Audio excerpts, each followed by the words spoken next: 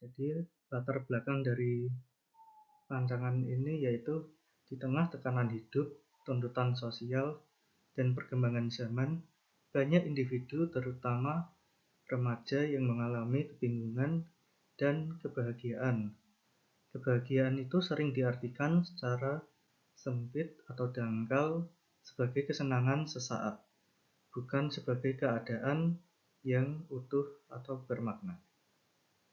Mahasiswa bimbingan konseling memiliki peran penting untuk membantu individu dalam memahami diri, menerima diri, dan menemukan kebahagiaan yang berasal dari dalam diri serta relasi dengan Tuhan. Rekoleksi ini dapat menjadi sarana pendampingan yang membantu peserta untuk menemukan makna kebahagiaan itu.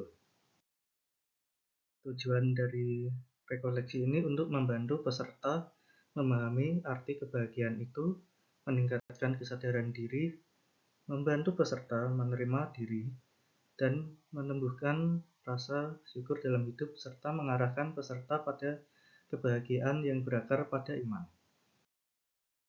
Sasaran peserta yaitu dari siswa SMA atau SMK atau OMK.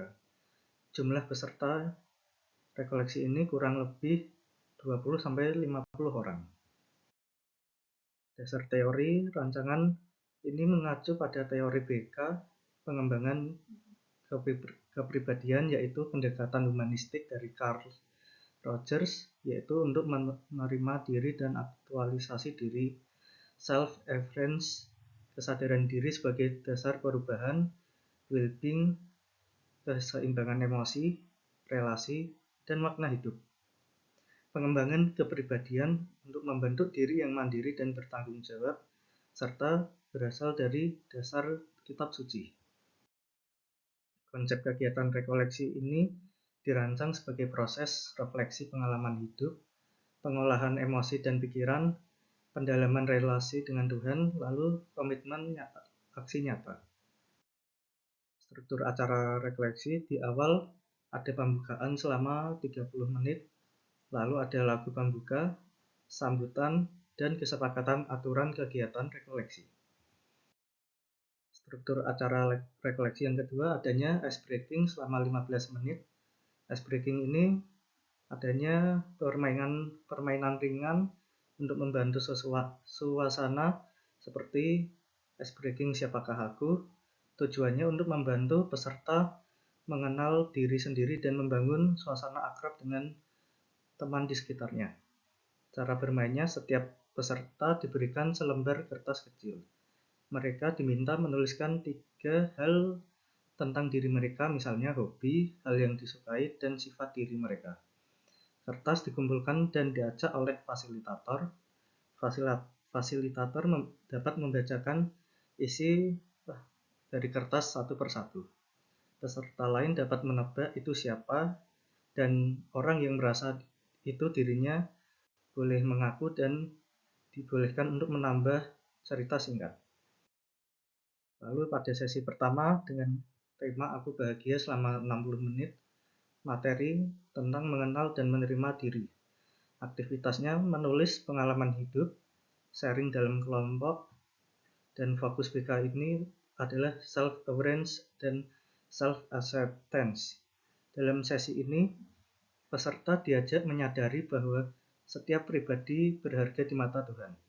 Seperti tertulis dalam Mazmur 139 ayat 14 yang tertulis, Aku bersyukur kepadamu oleh karena kejadianku dahsyat dan ajaib. Melalui refleksi ini, peserta belajar menerima diri sebagai ciptaan Tuhan yang unik, sehingga kebahagiaan tidak lagi bergantung pada penilaian orang, melainkan pada kesadaran akan kasih Tuhan dalam hidupnya. Lalu sesi kedua, Aku Sejahtera, selama 60 menit. Lalu materi di sesi kedua ini yaitu keseimbangan emosional dan spiritual.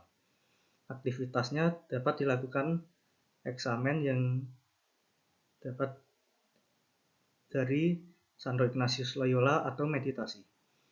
Lalu ada juga refleksi pribadi. fokus BK pada sesi ini yaitu Emotional Regulation and Well-being. Dari kitab suci adanya Filipi bab 4 ayat 6 sampai 7. Janganlah hendaknya kamu khawatir tentang apapun juga, maka damai sejahtera akan Allah akan memelihara hati dan pikiranmu. Melalui doa dan refleksi, peserta belajar mengelola emosi, berserah kepada Tuhan, dan menemukan kesejahteraan sejati yang tidak tergantung situasi. Lalu metode rekoleksi ini yaitu sharing materi, diskusi kelompok, refleksi pribadi, sharing pengalaman, dan doa bersama. Lalu adanya evaluasi kegiatan yang dilakukan dengan refleksi tertulis dari peserta. Lalu yang kedua, sharing kesan dan pesan.